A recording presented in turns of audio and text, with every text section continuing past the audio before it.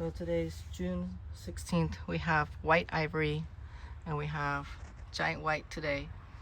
The giant white started ripening 2 weeks ago, and so they have about a week or two left.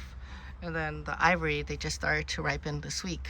My sweet lavender is about a week or two away, so I don't have it here to compare. So they are both categorized as white mulberries, but there are some differences and similarities. So on the right, my ivory is in a 5-gallon tree pot, and then on the left, the giant white is in a 7 to 10 gallon. So it's a little bit older tree. They're both grafted, and so what I notice in terms of the leaves is my giant white has more slim, narrow leaves, and then the ivory is like a little heart-shaped, kind of fatter, you know.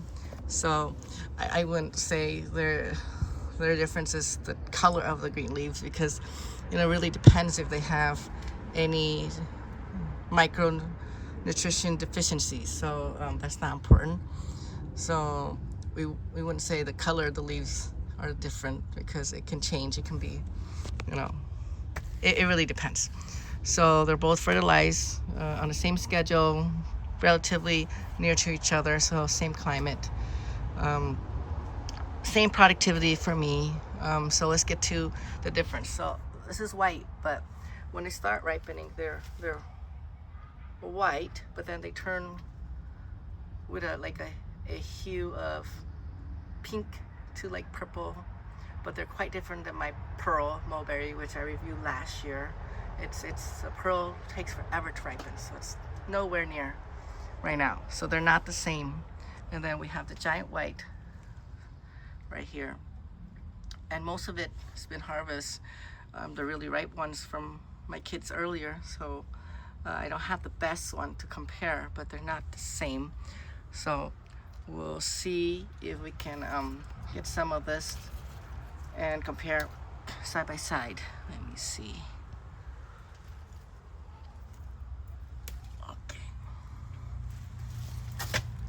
Okay, right here. You can see the color, it's not the same. They are both medium, but the giant white does get quite big. It's just this tree's in a pot, so. But I have older trees that get larger size, but the ivory, it hasn't given me any larger fruit, even if it's in ground. So for the mother trees, that's how they different in sizing. But let's see how's the taste of the giant white's a little bit under ripe. Obviously I know that because we ready to harvest all the ripe ones. But even at this stage, it's nice and firm, crunchy, just very mild sweet. Over here now, we got ivory. Very, very sweet. Melting texture. So within the white mulberries, they all relatively taste the same. Sweet, plain sweet. There is no acidity, anything. They're very soft, melting texture. Unless you picked it a little earlier. Let me see. Yeah. So the difference here is when I pick this one that's a little bit underripe, it doesn't have a burnt texture. But the taste of how mildly sweet it is, it's just the same as a giant white. But on a giant white, you have a nice crunch. So I don't know. Some people they like to pick green plums and eat it more like with salt, like in that method.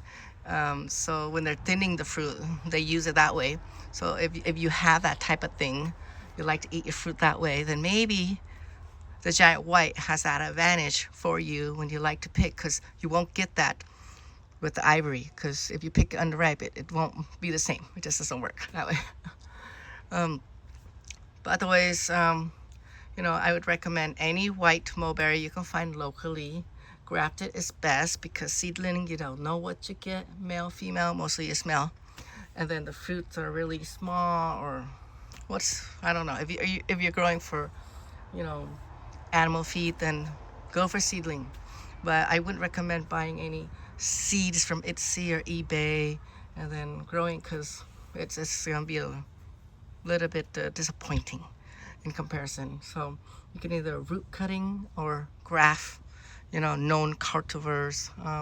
That'd be the best way. So we'll see you next time.